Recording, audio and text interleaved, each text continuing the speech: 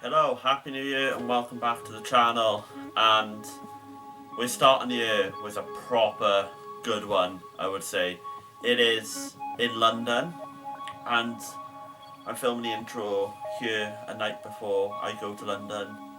And we are going to be looking at cemeteries again. Obviously, before I have done cemetery stuff in Halloween videos. My first exploring video was partially in cemetery.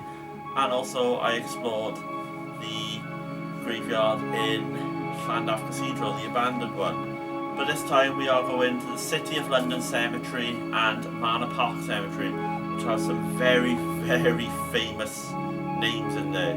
From Ripper victims to someone who had a very famous medical condition to a famous footballer and many more.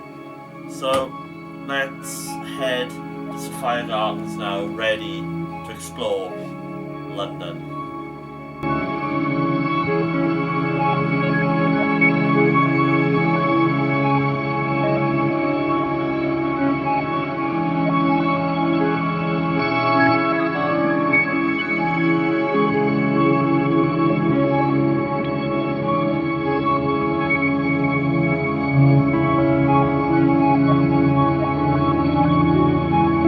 Right, it's a really early start. It is about 5 in the morning, 6:15. The bus is at 6, so let's get ready and head down to Sophia Gardens in Cardiff because it is going to be a long trip to the cemeteries.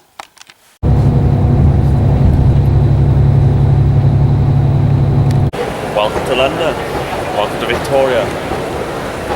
So we'll be getting the Elizabeth line tube in a second towards the Newham area of London Stratford, so let's have a gander of Victoria.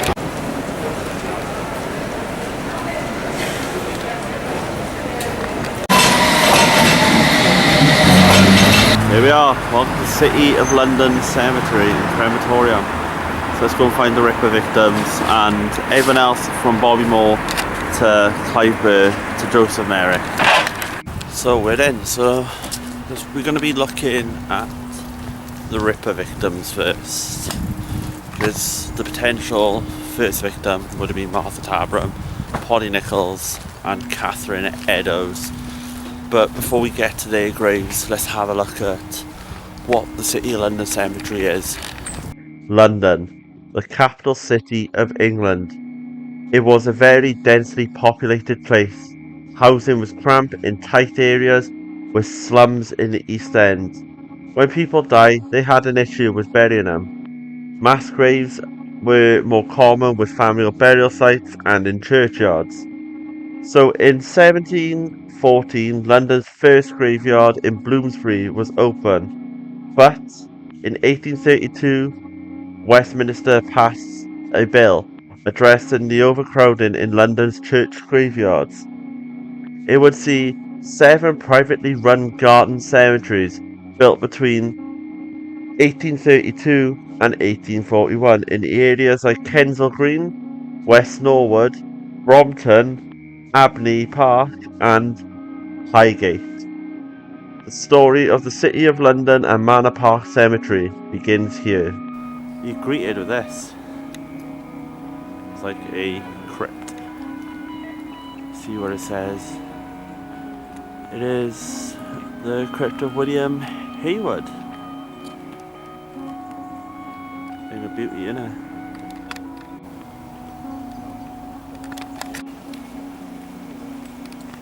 Change of plan. First grave now is going to be the England legend, former England captain Bobby Moore. So while we head there, this is a bit about Bobby Moore's life before his death and his football career. The World Cup winning captain and West Ham legend Bobby Moore was born in Barking in April 1941. His football career started in his beloved West Ham in 1956, but he made his debut against Manchester United in 1958, wearing his iconic number 6 shirt. He made his England debut during the 1962 World Cup warm-up matches in a 4-0 win against Peru. Only a year later he would wear the armband which he would wear when he led England to World Cup glory against West Germany when they beat them 4-2 at Wembley in 1966. He would leave West Ham in 1974 to join Fulham before moving to America and played for Seattle Sounders and Carolina Lightning. He would retire in 1983. Moore struggled with illness all his life, having cancer in 1964, and in 1993 Moore was diagnosed with liver cancer and he would pass away on February the 24th, 1993. He was cremated at Putney Vale before being memorialised at the City of London. Some nice graves here, including a chapel by there, and then if we turn past the chapel, and we're coming from the main entrance, so some of these graves got some ornaments, quite modern, 2005. And then we go up to here, which is another big grave.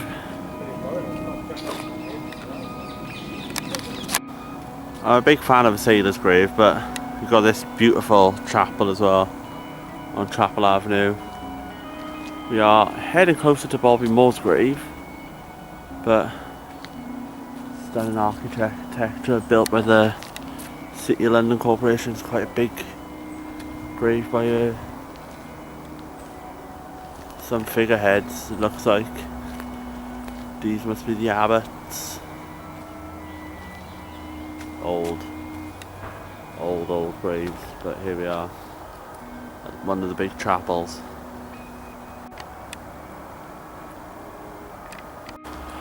It's hard to put like into scale like how big this place is, because a lot of these graves are like Google mapped. Like a lot of the famous ones, Joseph Merrick, Bobby Moore. The Ripper ones are not, but it's got a couple of collapsed tombs. Again, this isn't quite spectacular. Big thing with like Londoners, they all have stories. And they all have a lot of stories to tell. Go on. This grave right here is like corroded away. I've stood the test of the time. You can see is Richard Holloway. We've got William Joseph by here. Lots of and this grave by here is a very, very nice one of Mary Venables. That is something to see. See the old crematorium straight ahead. So Bobby Moore is literally around there, and then on Google, Joseph Merrick is nearby the Elephant Man. So after we see Bob Moore, we'll tell you a little bit about Joseph Merrick and his life. But we are heading to the old crematorium now.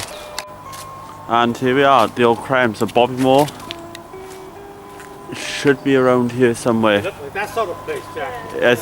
I think that's the tree. So let's go and have a look at the England legend himself, Bobby Moore, a day after England beat the Republic of Ireland. This is recorded. 4-0 they beat them. So let's have a look. It is going to be hard to miss. Go there, this is quite cool. Nice little post box. We've got a nice little lake by here, but no fish. So here we go. Let's go find Bobby Moore.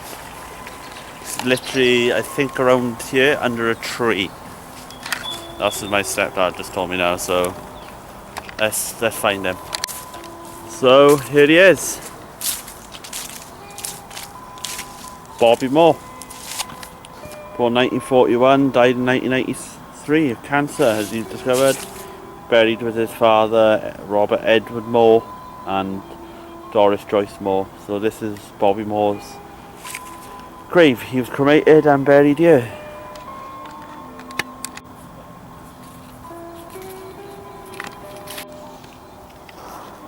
I'll state like how important Bobby Moore is to English football, because he lifted that World Cup, and England haven't recovered from it since really the hangover, failed tournaments. But Bobby Moore's the man who lifted it, and maybe one day for England, as a Welshman, God up no, Harry Kane will lift it.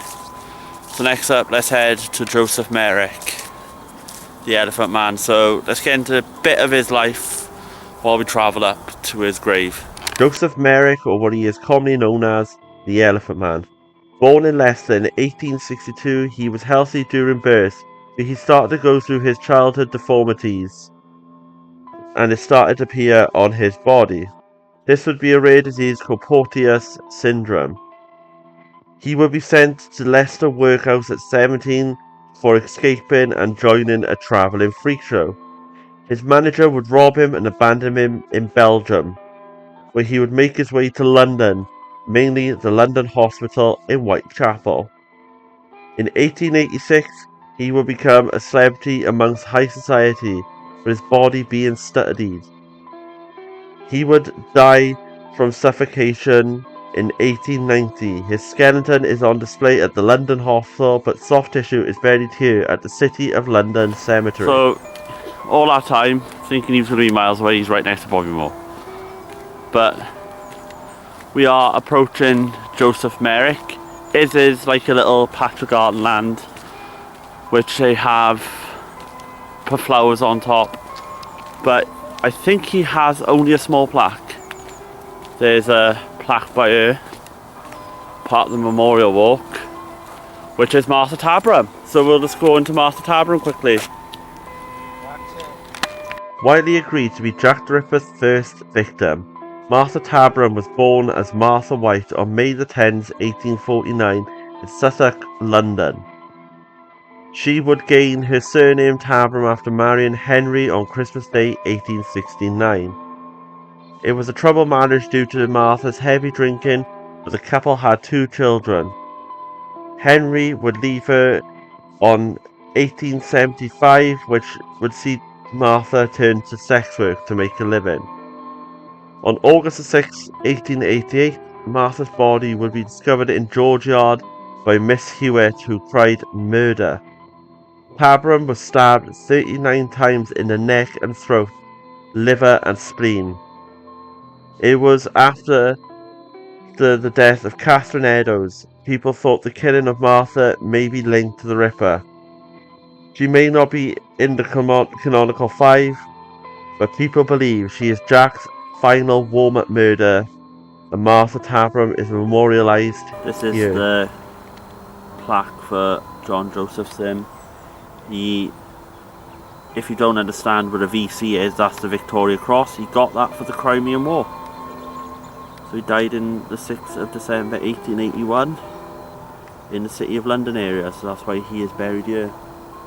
But we will move forward. So here's the fun part. Ripped off. There's one ripped off, and hopefully that's not Joseph Merrick, but he is on this plot. Ripped off. So we have Hotwood. There is quite a few ripped off.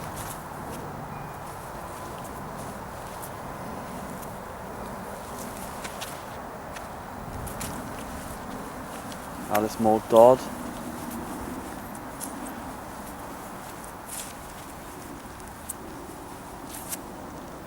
I'm going to just Google his bed number. And just like the rest of them, is the Joseph Merrick one, the Elephant Man. He went by the name John, but his real name is Joseph. A lot of people, especially the Americans, know him as John Merrick. Famously depicted in the film starring Anthony Hopkins by David Lynch, which you've seen a lot of when I talked about him, clips from that film. But that is the grave of Joseph Merrick.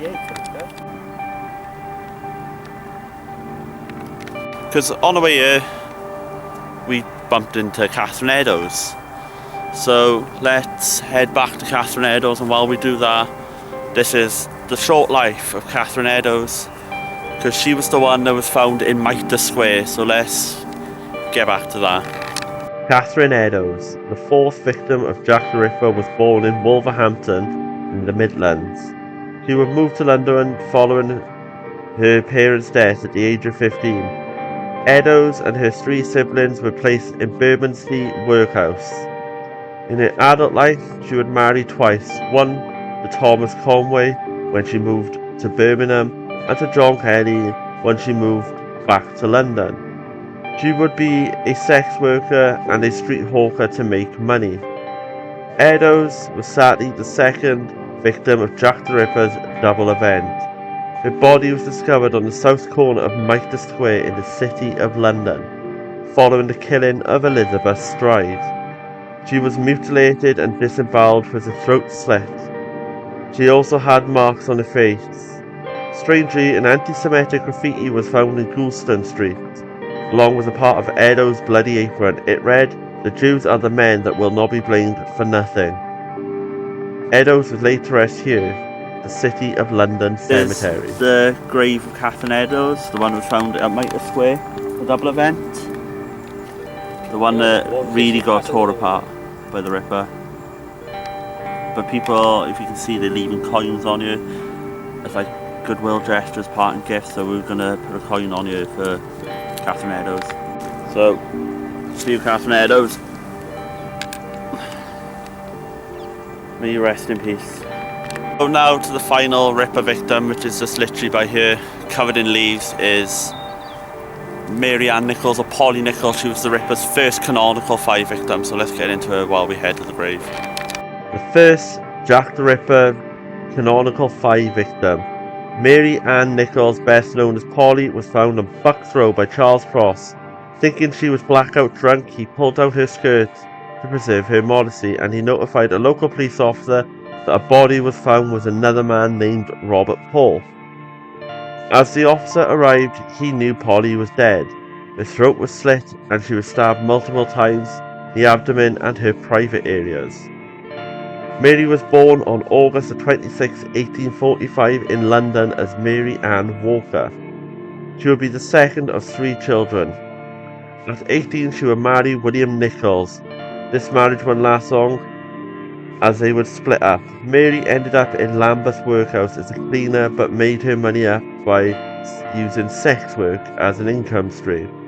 She would be arrested on multiple occasions for sex work and drunken behaviour before her death. Following her death, she was laid to rest here. Here we are, Polly Ann Nichols, Mary Ann Nichols, first Ripper victim of the canonical 5. But this is her cemetery stone at the City of London. An absolute beautiful sight here. The fox. What gorgeous foxes are. Just look at it. Basically a dog, so we love foxes. But we are going to have a look at a couple of graves for a second, because I think Clive Burr's going to be hard to find. So we're going to have a look around here before we head to Manor Park. So I'm in this little garden, and there's a couple of graves by here. I can just show you very, very quickly, because Manor Park is literally only across the road. But here we are. Let's go around by here and have a look at them. Here we are. This is remembering Catherine Shuttleworth, who departed this life aged 60 in 1880. Her husband passed in his 36 years. Then we have more graves by here of Catherine Eliza Head, who died in 1877. This is an older grave. There's a bit more wear and tear on this one, but this is a proper old grave. Shuttleworth grave, this one was the nice headstone. So Elizabeth Shuttleworth died in 1901 at the age of 57. Then we have got Edgar Rover, died in 1921. Anne Houghton, died on 23rd of March 1894, sorry. And there's another Shuttleworth, Jane Shuttleworth. So they're from the same family, or they're just different people with similar first names. But here we are, back around the crematorium. Got Florence Mabel by here, and then a couple of modern graves we'll look at now while we head towards Manor Park Cemetery. It's the War Memorial now, here at the City of London. So you remember, it was only 2 weeks ago now. Soldier, but All the ones who was registered here. 1941, Gunner H.G. Adams, the Royal Artillery, the Corporal R.G. Adams, probably brothers, the Royal Air Force. Lieutenant Commander R.A. Banram of the HMS Pembroke. Second World War Memorial.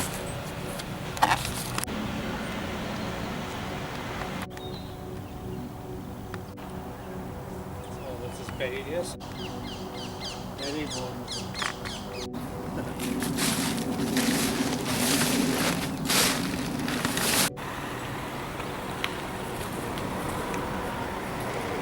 So before we head to Manor Park, there's a mass grave I want to show you quickly. Then we'll go into the history of Manor Park, but let's go and have a look at this quickly. This is the first one. There's one opposite as well. St Mary's and Mount Thor in the city of London. This is probably when the graveyards were getting crowded and they needed to do the Magnificent Seven. But you see we're re-entombed somewhere special.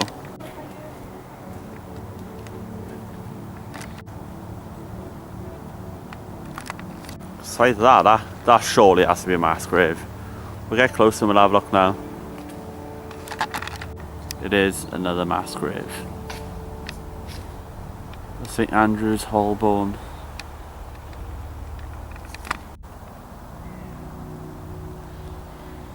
Now we are finally heading to Manor Park. So this is a little brief history of Manor Park Cemetery itself. Manor Park, located not far from the City of London Cemetery. It was founded in 1874, 150 years ago. It was founded by Manor Park Cemetery Company, and the first interment was on March 25th, 1875, which was of William Nesbitt. In the following years, it took in more burials, including victims of Jack the Ripper and mass graves from World War II. Here we go, we are approaching Manor Park. This is where Annie Chapman's buried, some war graves, and also from the Bethnal Green disaster. So let's have a look at it.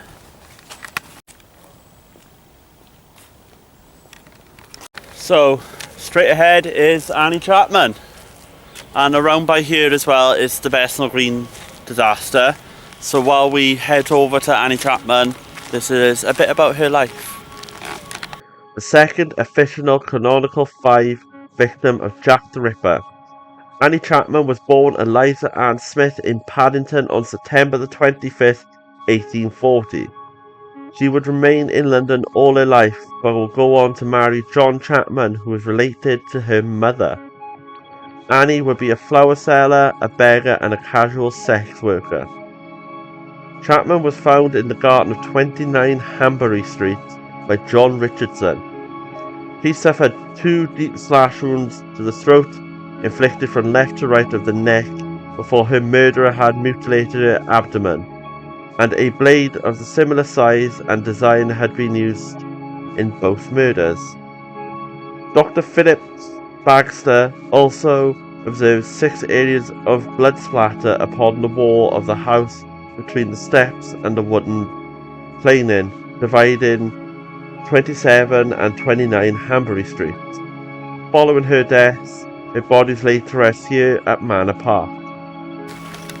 And now we are approaching Annie Chapman. She was a Ripper victim. Unlike the other victims you see at the City of London Cemetery, she actually has her own grave. So died on the 8th of September 1888. Annie was a tragic victim of the infamous Jack the Ripper. She was laid to rest within this area. May she rest in peace. So she's around here, but they have erected a grave for her.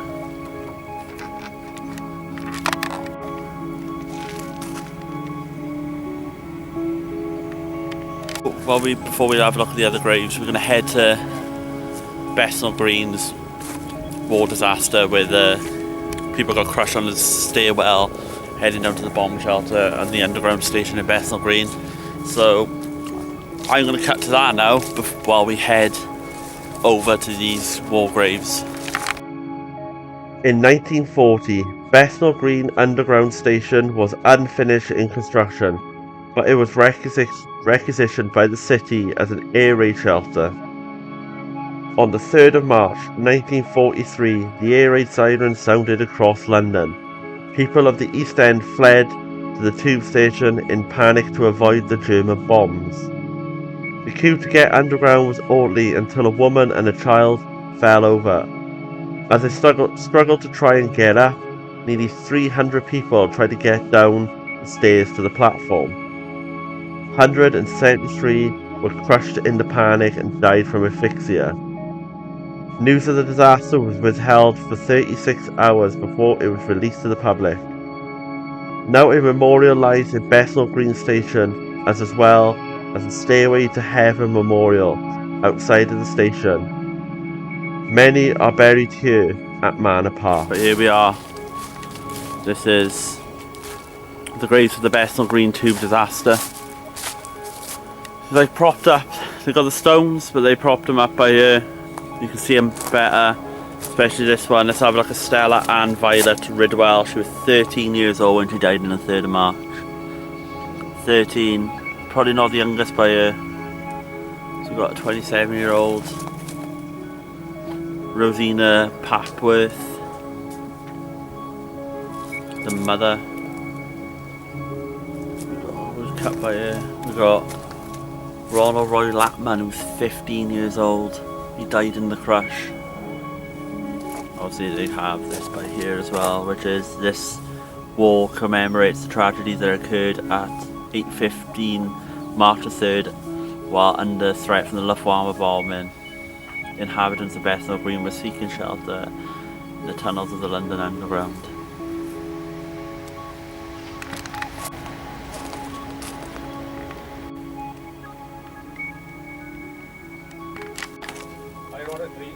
Yeah, there's more. Annie Louisa Boxer, she was 25, my age actually. Yeah, it's just all these names around here. It's only a fraction of the people who passed away, 173.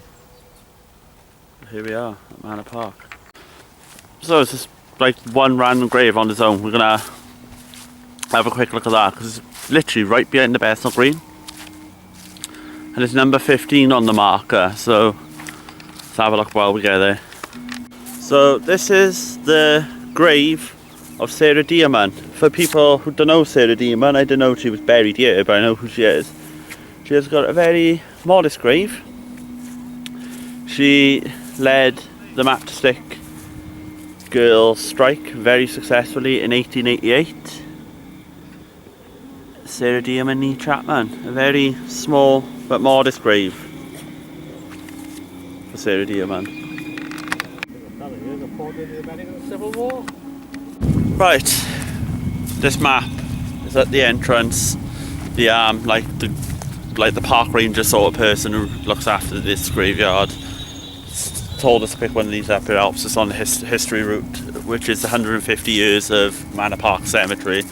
But now it's the Civilian War Memorial Grave, or the Civil, War Memorial Grave, which is really close by, so we'll head there next now on this route.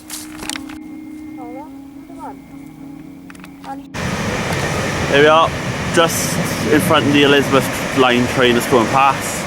This is the Civilian War Memorial. 57 people who were killed in the Luftwaffe bombings are interned here in a mass grave. It's number 17 on the route. So we had a little service of these people the other day. This poppy wreath. We'll have a look at it a bit more now.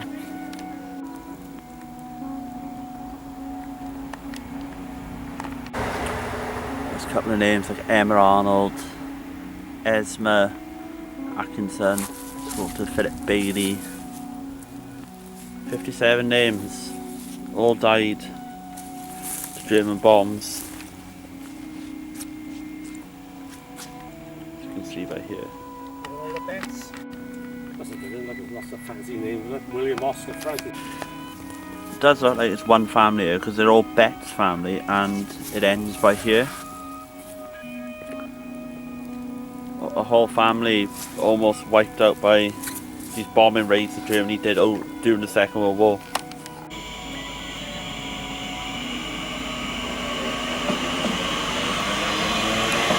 And here is the war memorial for Manor Park Cemetery.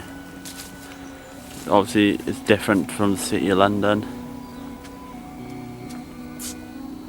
More like a plaque than engraved into the wall. For World War One by here. And World War Two both recognised here.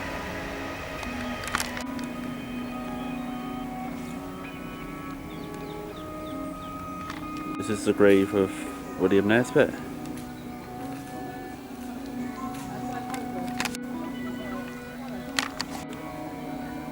Yo, welcome to Stratford. This is where we're going to end the video here at West Ham United's ground, the old Olympic Park, and Boris's absolute monstrosity of his squiggly line. So let's head and have a look at the Olympic Stadium. First time I've been here.